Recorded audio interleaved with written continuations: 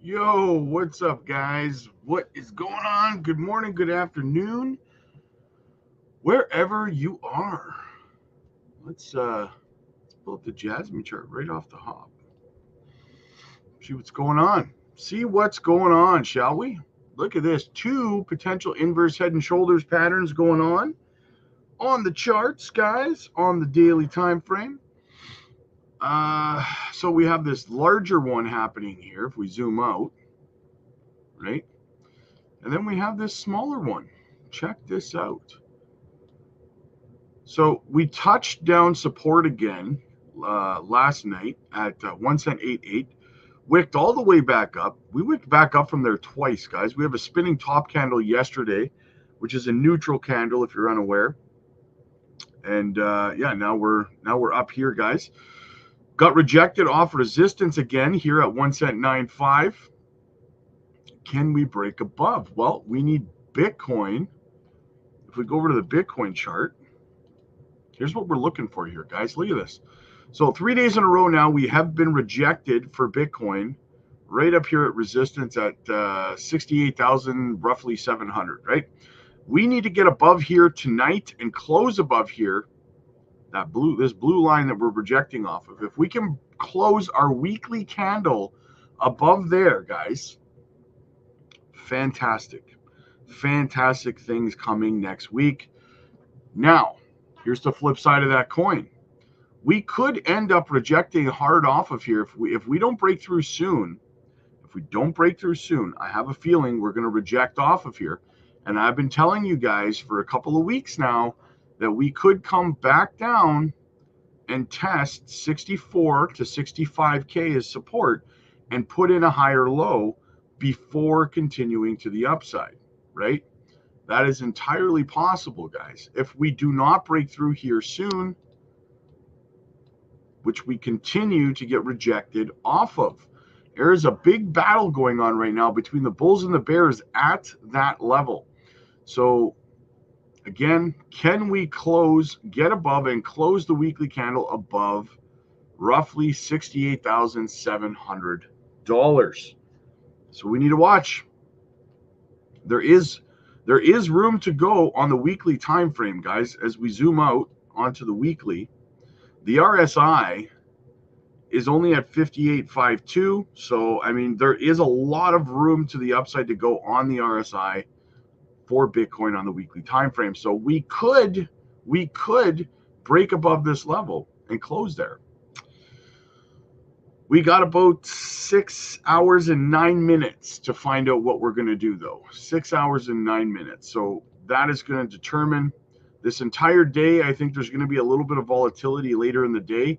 I think you're going to see the bulls try to make a push, and we're going to see we're also going to see the bears make a push to try to reject hard, right? Because the bears know that the bulls are going to try to push over here for the weekly close. So the bears are going to be coming on strong, right? Are we going to collapse down, or are the bulls going to succeed and break to the upside? Only time will tell. Make sure you're putting your comments in the chat, guys. I will get to the chat after we get through the news. So I am not ignoring you. I will get to the chat. Let's go have a look at the bubbles.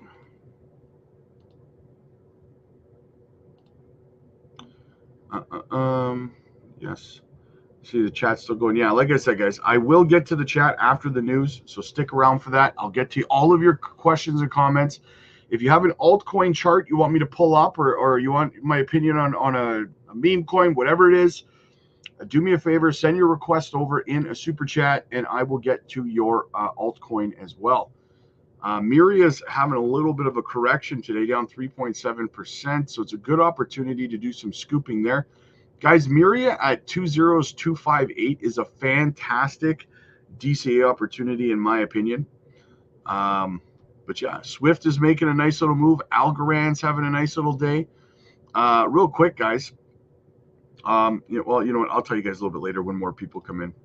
So as we see here, like I said, we got to get. Oh, Bitcoin was over earlier today. You can see we were over 68,700. If we can get back up there today and close above there, very, very bullish, right?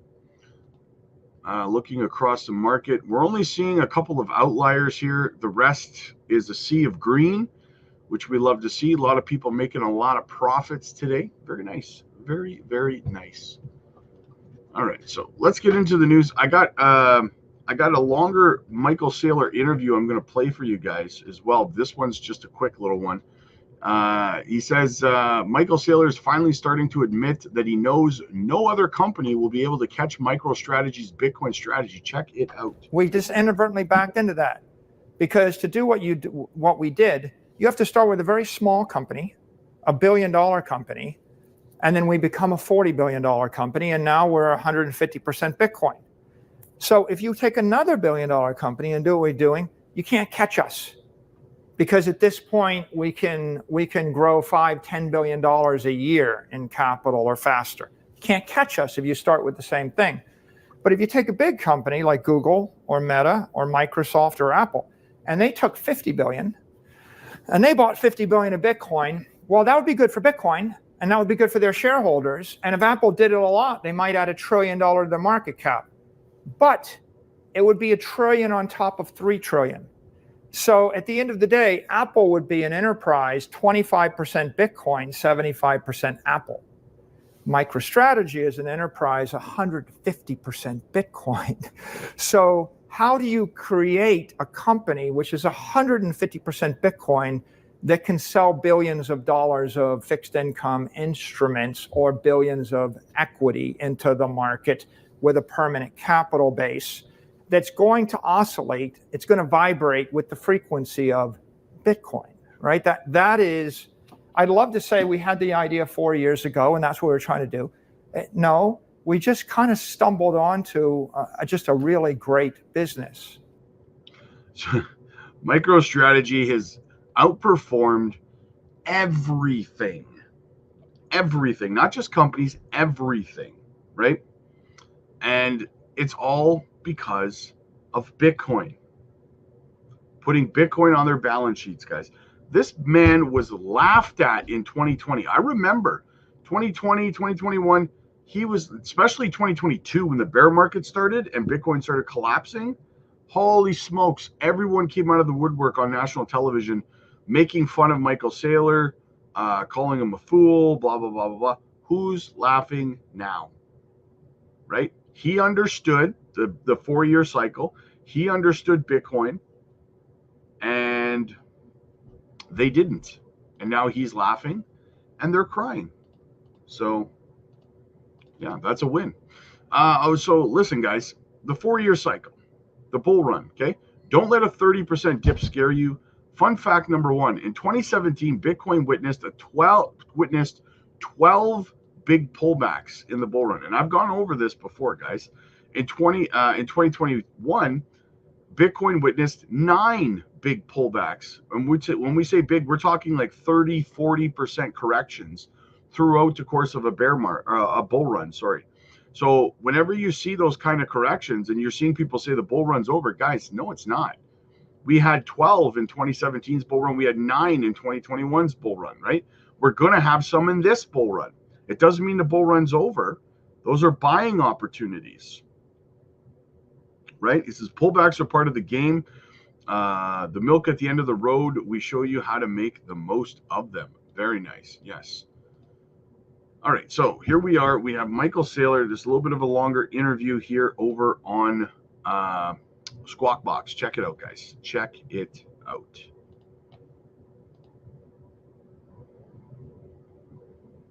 It doesn't want to load. Let's see if I refresh the page. Sorry, guys. Talk about where you think Bitcoin is, but also want to talk about how you think about MicroStrategy and your company as a proxy for Bitcoin now that ETFs are available to the public. Sure. Well, I think I'd start just with Bitcoin. Bitcoin is certainly at least digital gold. It's going to eat gold. It's got all of the great attributes of gold, and it's got none of the defects of gold. If you could teleport gold from New York to Tokyo in a few minutes, people would like it. It's going to divert capital from risk assets and risk ETFs like SPY, and you can see that these ETFs are doing that. It's going to be incorporated into a lot of funds like the BlackRock Global Opportunities Fund or the Strategic Income Opportunities Fund. And so as it's an asset class, as it goes into other funds, it's going to become structural. The halving is going to cut the organic supply of natural sellers in half around April 20th. That means there's only about $32 million a day of natural sellers. And the price of Bitcoin is going to have to adjust up in order to meet that investor demand. So I think that's what's going to happen next to the asset class. In terms, though, of how investors should think about your company, and right now I think they think of your company as a proxy for Bitcoin. It was a way for investors, frankly, who didn't want to buy the underlying coins to get access to Bitcoin and exposure to Bitcoin. The question now, though, that these ETFs have been approved and folks are funneling money towards BlackRock and so many others, how should they think about your company versus doing that? Yeah, so BlackRock is like the container ship or the super tanker of Bitcoin. They can take $1 billion a day into their capital structure, and they can haul that very efficiently, 25 basis points. MicroStrategy is like air freight. We got higher performance. So what's going on here? MicroStrategy's got leverage. If we borrowed $800 million at 62 basis points, is there any company in the world that you wouldn't like to invest in that could borrow $1 billion at less than 1% interest to invest in your best idea? So we get that very intelligent leverage. It's non-recourse, it's unsecured, and then we buy Bitcoin with it. That leverage gives us volatility. It gives us performance. The performance gives us volatility. The volatility attracts capital, and we can then leverage more. It's kind of intelligent because it's convertible debt. It's given our shareholders more Bitcoin per share this week than they had a few weeks ago. So it's very accretive for them. And it's pretty compelling for every investor. If you're Bitcoin curious right now and you want to buy Bitcoin at the all-time high, how do you get the upside in Bitcoin with downside protection? MicroStrategy sold $800 million in debt, and we have $13 billion of Bitcoin on the balance sheet. So we're giving you an over-collateralized loan and the upside. But if you're a Bitcoin maximalist and you love Bitcoin and you want to hold it forever, the ETFs charge you 25 basis points. MicroStrategy is accreting. We're giving you a yield against your shares. And see, that's something we're discussing over on the Patreon, guys, is whether it's worth getting into spot Bitcoin ETFs at the bottom of the bear market as opposed to self-custody, right? So that is a very important subject that we are talking about over on the Patreon. Get involved and join our conversations, guys. In a tax-efficient fashion. So the maximalists like the equity, the hedgers, they kind of like the upside with downside protection. The traders love the vol. You know, we've got 100 vol asset here, and they just like the vol. So we're unique because you can't really trade options on the ETFs, and an ETF isn't going to issue a convertible bond with upside to Bitcoin but downside protection. So Michael, I try to understand the mathematics, and I know people like you went to MIT, and it just seems maybe it's more understandable for you or Andreessen or Peter Thiel or whatever.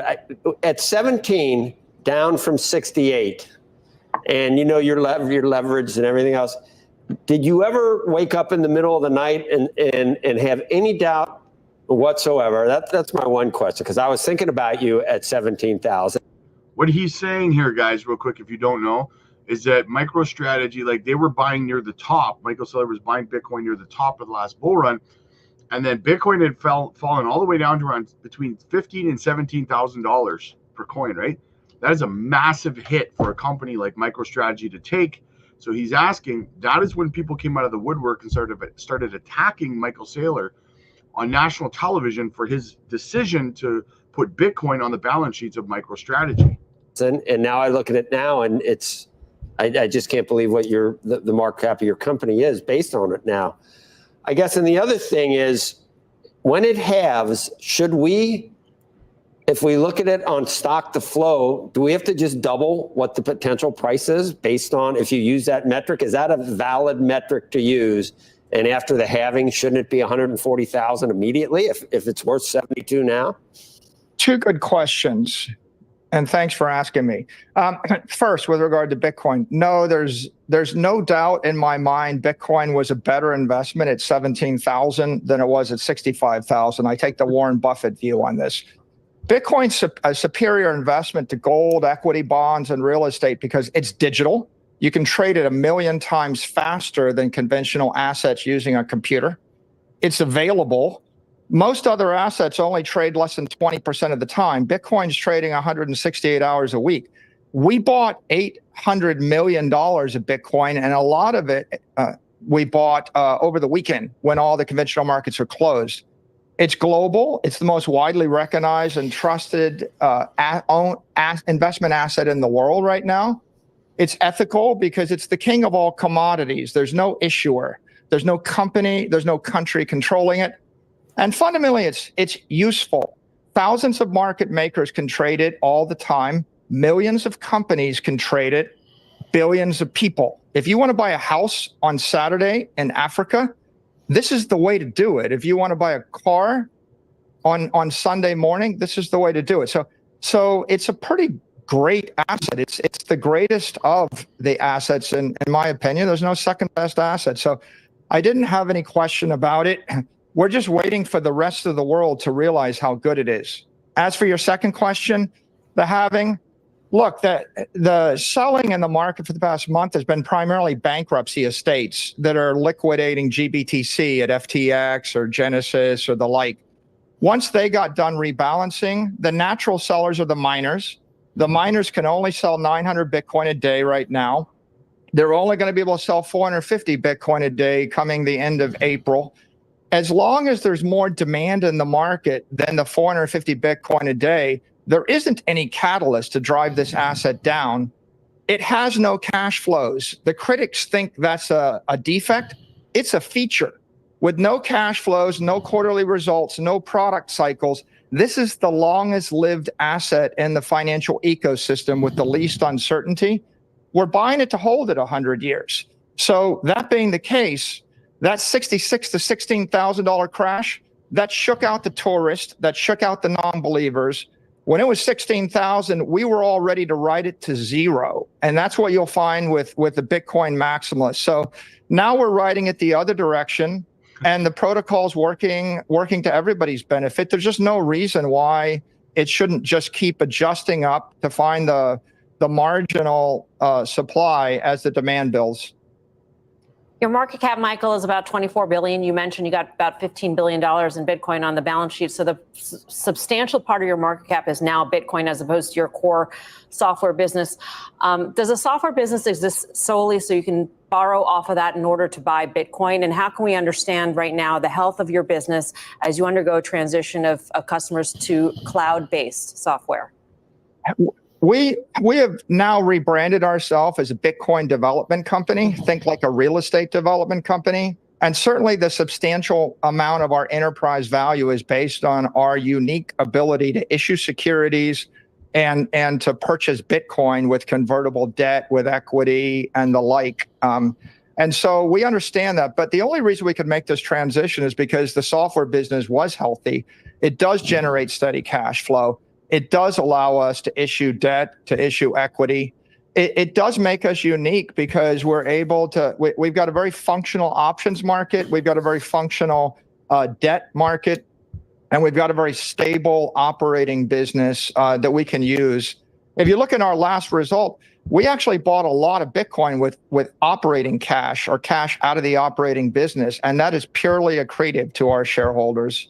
So we think we're unique, and that's working very, very well right now. Hey, Michael, do you think long-term that there's any risk at this point? Has Bitcoin reached such escape velocity that there's any risk that governments, the US government, Chinese government, other governments somehow do something to Bitcoin that puts its growth in jeopardy? You know, it's another great question, Andrew. A lot of times the skeptics, they say Bitcoin looks too good to be true. It's so good to be true. Someone's going to take it away from you. And that's based on a fundamental misunderstanding about Bitcoin. people refer to it as currency or digital currency, and that's unfortunate historical artifact. It's not digital currency, it's digital property. And once you make that big leap and understand it's property, you see the compelling use case is capital preservation for everyone in the world. There's no anathema associated with owning property. You can own $1 billion building in New York City. You can own every place in the world where they allow you to own property, which means China, Europe, the US, they're going to embrace Bitcoin as digital property. All the controversial issues around cryptos have to do with their use as a medium of exchange. But what I'm here to say really is medium of exchange is only worth $1 trillion. Store of value is worth $100 trillion. So I give your company, I give your family, I give your institution $1 billion. I drop you in Africa and I say, you got to save the capital for 100 years. What are you going to buy? And the answer is nothing. There is nothing on the entire continent you can buy that's better than Bitcoin. So Bitcoin's going to be embraced as property. It's going to be controversial if people think of it as a currency. So I would encourage people to think of it as digital property, $1 billion building in cyberspace. And hold it for 100 years. Does it ever have to be a currency, or do you think it ever becomes a quote unquote currency? It doesn't have to be a currency. Nobody's trying to buy a cup of coffee with a fraction of their building on Fifth Avenue, right? But every rich person I know owns property in London or New York City or somewhere, and none of them complain about not being able to spend their building to as a medium of exchange. So the killer application is capital preservation for everybody. The store of value is the killer use case. Medium of exchange is a distraction. Governments are always going to issue currency. They're always going to make it legal tender, and that's just fine. Bitcoin's competing with gold. It's going to eat it, and then it's competing with risk assets as a long-term hold, and it's competing with you buying an Airbnb as a retirement income source if you're a middle-class person. Michael, I want to thank you for joining us this morning. Really appreciate it, and look forward to talking. He's absolutely right, guys. Bitcoin is not a currency. The narrative that it's a currency came from Bitcoin maximalists over the years who have convinced themselves that somehow Bitcoin's going to be replacing the US dollar or something, right? And it's just it's not a thing that's going to happen, right? It is a property. And that in itself, I agree with Michael Saylor, makes it more valuable than if it was a currency, right? So I agree with him there. We have confirmation, guys, that Bitcoin will make it to $1 million, as you can see, tweeted out by Jim Cramer, confirmed Bitcoin going to $1 million, because Jim Cramer said there is no way Bitcoin's going to $1 million. That is your most bullish signal right there. The inverse Cramer effect is taking hold. What else do we got? Bitcoin ETFs just crossed 20 billion in net inflows for the first time after a huge week of inflows. $20 billion, guys. For context, it took gold 5 years to hit the same mark. You are not bullish enough is right. Bitcoin has performed in 1 year, less than a year, what it took gold ETFs 5 years to achieve. Think about that, guys. Think about that. And then tell me that you're still thinking about whether you're making the right decision or not. A little bit of advice here, or tip for navigating the bull run when you're exiting. November 2024, we're going to go into what's called a bull run, and you're going to hear people say it's going to go parabolic. You're going to hear the media start talking about cryptocurrency like it's the best thing since sliced bread. It's going to be all over the news, as Robert Kiyosaki says. When he's standing in line at a grocery store and people start talking about getting rich in real estate, he's getting out. So when you start hearing people at the nail salon, barbershop, your gym bros talking about getting rich in crypto, you should be starting to exit the markets. So what I do is I do a 50-50 exit plan. Now, why do I do that? People are like, well, why would you even exit? Because I'm a long-term holder as well. I'm holding 50% for legacy long term because I believe in the cryptos and the fundamental cryptos I hold. But it's foolish for me not to exit 50%. For me, most of them are in long-term capital gains, which is over 12 months. The short-term capital gains, which will be some of my Bitcoin I'll hold, okay? It's foolish for me not to pull profit. November 20. Exactly, guys. Exactly. It's foolish not to take profits. I know some people will say, you know, why leave? There's a lot of XRP people, for example. They say, why would you ever sell your XRP? Why wouldn't you just hold it and live off it and stuff like that? Come on, guys. You got to be able to take profits, right? You got to know when to take profits. And for that kind of alpha, once again, I will tell you, get over to the Patreon because we're there to help you. Bitcoin dominates surges to 58% as ETFs, as institutional inflows continue. So this week has been pivotal. A pivotal one for the crypto world, with Bitcoin experiencing a notable surge of 10.48%, peaking at $69,000 as it approaches the significant psychological threshold of 70,000. There's a sense of optimism among investors, especially since no major economic reports are anticipated to hinder its progress in the coming week. The key driver behind Bitcoin's impressive rally was a recent approval of the US SEC for the Bitcoin ETF options to be traded on the New York Stock Exchange. This move is expected to enhance liquidity for the ETF, drawing in more stable investments. Over the week, Bitcoin ETFs attracted substantial inflows, accumulating in a total of 203.3 million in assets by Friday, marking a successful 6-week streak. The ongoing institutional interest is evident from those consistent inflows, as highlighted by QCP broadcast. Additionally, Bitcoin's market dominance has climbed to a multi-year high of 58%, a level not seen since April of 2021, as it nears 60% resistance mark. Analysts predict a potential rebound for layer 1 coins, which have not kept pace with Bitcoin's gains. So we're talking layer 1s, we're talking Ethereum, we're talking Cardano, XRP, KASPA, you know, mainnets, Solana, on and on and on, right? Ethereum in particular is viewed as primed for a rebound, currently sitting at 45% below its all-time high, while Bitcoin is just 7.9% from its peak. So we are on the cusp of something very, very big, guys. Very big. And we have more news, but first I wanted to show you guys something very, very interesting. And that is that we made a swing trade last night on the Patreon with Speedy. Now, about an hour ago, we were up 150% in 24 hours. So we made this pick yesterday over on the Patreon. We got in, and most of our Patreon members got a quick 150% gain. Almost, that's a double, almost a triple of their investment in less than a day. Just one more reason why you want to get over to the Patreon, guys.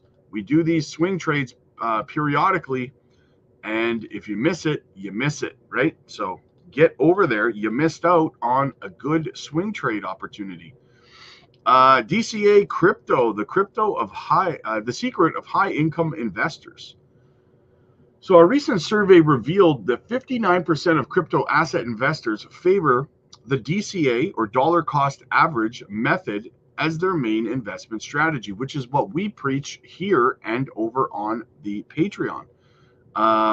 This approach, which involves regularly investing a fixed amount, is gaining popularity amid the fluctuations in the crypto market.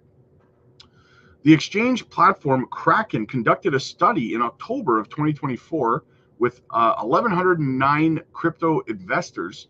The results highlighted the growing appeal of DCA, especially in a context of high volatility in the crypto market. Protection against volatility is cited as the main advantage of DCA by 46.13% of respondents. This strategy indeed allows more consistent purchase prices over time, thus reducing the impact of short-term fluctuations. Investors also appreciate the discipline imposed by DCA, with 33% of them highlighting its role in establishing consistent investment habits. Notably, DCA adoption varies according to age and income groups. Younger investors, 18 to 29, are more likely to try to time the market, with 50% of them preferring this approach over DCA. In contrast, 77.7% of investors earning more than $200,000 a year opt for DCA, demonstrating the more conservative approach among high income earners. So the people who make the most amount of money prefer the strategy of dollar cost averaging as opposed to trying to time the market and chase green candles, right? I keep telling you guys this on this channel all the time. We talk about DCAing. Don't try to time the market. Don't chase green candles. DCA with conviction and have a plan. You will be successful in this market over time. Despite the enthusiasm for DCA, the survey reveals that only 8.13% of the adherents maintain their strategy in the face of losses. This data highlights the difficulty for many investors to stick to their initial plan during turbulent times. High-income investors, more than $100,000 annually, show greater confidence in their ability to stick to their strategy, with 62.89% of them declaring themselves very confident in the face of market fluctuations. Now, wouldn't that confidence feel good? I know a lot of you guys, we talk one-on-one, and I know a lot of you guys have a real problem with your conviction in your investments. But if you have a plan and you stick to it, like I'm saying here with DCAing, then my friends, you do succeed over time, and you see it, and you end up with more confidence in them, like in your investments as they mature. This assurance contrasts with that of the low-income investors who might be more vulnerable to market uncertainties. The study also highlights the particular attention paid to crypto markets. 73.69% of investors monitor the crypto market conditions more closely than those of traditional markets. And my cat is driving me crazy, meowing in the background. In conclusion, while DCA emerges as a preferred strategy for navigating the turbulent waters of the crypto market, the survey underscores the persistence of emotional behaviors in the face of fluctuations. It invites investors to regularly reassess their risk tolerance and adherence to their initial strategy. Guys, DCA, for me, DCA is the way. Obviously, it's never financial advice, but if you stick to your strategy, guys, you will always, always, always come out on top. Now, if we go back over to the Bitcoin chart, we're getting close, guys. We're at 68,600, fighting that resistance level right there, Boom, boom, boom. Look at that. We got to break through, guys. If we do not break through, the cat is a sign. Yeah, I don't know if you guys can hear her, but anyway, we got to break through here, guys, or else we're going to end up, if we keep doing this, we're going to end up with a rejection coming back down to 64, 65K. If we're lucky, we can hold support here at the trend line around 66, but we need a breakthrough here, guys, tonight. We need a breakthrough tonight. We need to see this close above resistance. That would be fantastic on the weekly time frame. So yeah, anyway, let's get into the chat, guys. Let me see what everyone's talking about. Guys, as always, make sure that you hit the like and subscribe to the channel. It helps us grow. WF Capital, holy crap, my cat is getting loud. I'm sorry if you guys can hear her. She's going nuts. She wants me to open the door. WF Capital, what's up, man? Just crossed 100K CAD in my portfolio. Let's go. Nice. Congratulations, brother. Congratulations, man. I love to see it. Moving up in the figures. Crypto Homes in the house. What's up, buddy? Liquidity. Good morning. Good morning. Getting to the final days of October. We'll see what happens. Yes. Almost election day and the labor market data released too. Big things popping, little things stopping. Cat, what's up, man? Cat, yes, my cat's driving me crazy. Good evening. Crypto Q, what's up, man? Hey, Rob and Jasmy family, what's up? What's up? Can Jasmy hit 25 cents this year? I mean, anything's possible. Anything's possible. We'll see what happens after the election. Dennis, what do you think of Crow with Knife will do percent-wise? Also, what is the realistic price for Quant and also Graph? Holy crap, how many projects are you going to throw into one question, brother? As far as Crow with Knife, I honestly don't have any idea. I don't do price predictions on meme coins because they're just too hard to range. Most of them, the community coins, there's no utility behind them. They're fantastic, and they all do well. Don't get me wrong, but at the end of the day, it's hard to project where they're going to go because there's nothing to base it on, right? Besides community. Let me see what else. Quant, as far as Quant goes, I could see Quant hitting anywhere between $800 to $1,500. I know that's a wide range, but I know some people want like a $4,000 Quant this time around. I just don't see it getting quite that high, but I could see, $800, $1,000, maybe $1,500, something along those lines. And as for the graph, let me have a look. Let me have a look at the graph. I didn't pick up any graph. I was going to get some graph about 2 years ago in the bear market, but I didn't. And it was down at like, I don't know, 4 or 5 cents or something. I should have stocked up and I didn't, but whatever. All-time high was $2.84. I don't think it's getting back to $2.84, to be honest with you.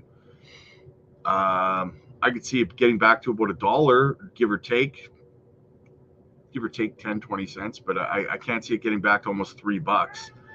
I would imagine they diluted their supply, into circulation. There's almost 100% in circulation now. I don't know. It depends on how. I know it's got the AI tag, so it depends on how much the AI believers believe in the graph, because it's AI, but it's not AI, right? It's like AI adjacent, so to speak, right? But it'll do well. It'll do well. William, what's up, buddy? Good to see you, man. Funky's in the house. Trump is working at McDonald's right now. Nice. Cat, can everyone short the market, please? Let's go. ApeCoin's ripping today. Is ApeCoin ripping today? I made some money on ApeCoin in the last bull run. Oh, look at that. 110% run on ApeCoin today, guys. Fantastic. Congratulations on my ApeCoin community. 121% up on the week as well. Good for you guys, man. I do not hold Ape anymore. I made money on it in the last bull run. I don't hold any right now.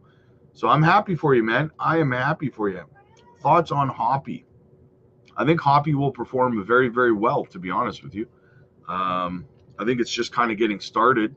We were looking at Hoppy over on the Patreon the other day, and stop yelling at me. The cat's yelling at me. Stop yelling at me. Come here. Come here. Come heareth. Yeah. We were talking about Hoppy on the Patreon the other day. Market cap 107 million. Yeah, Hoppy's going to perform very, very well, in my opinion. Very, very well. I don't hold any Hoppy, for full transparency. It's only a couple of months old, right? It's having a down day, but it's up 61% on the week. Like I said, we moved over last night. We moved over to Speedy on the Patreon, and we made 150% gain overnight. So that was a good swing trade for us. John, blessings to you too, my brother. Blessings to you too. James, I like Jasmy, but remember there's a large head and shoulders on the back, or going back to March on the daily time frame. I don't know, man. I've been highlighting inverse head and shoulders. I see what you're saying.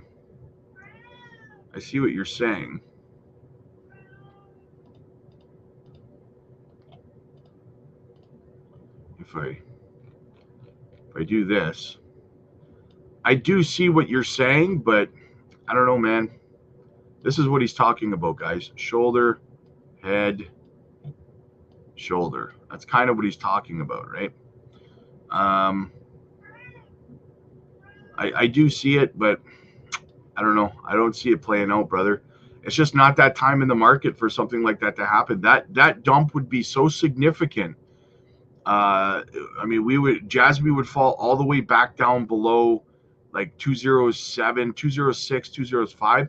We're just not at that point in the market anymore where that's a possible thing to happen for. I mean, the project would essentially be dead if that happened, right?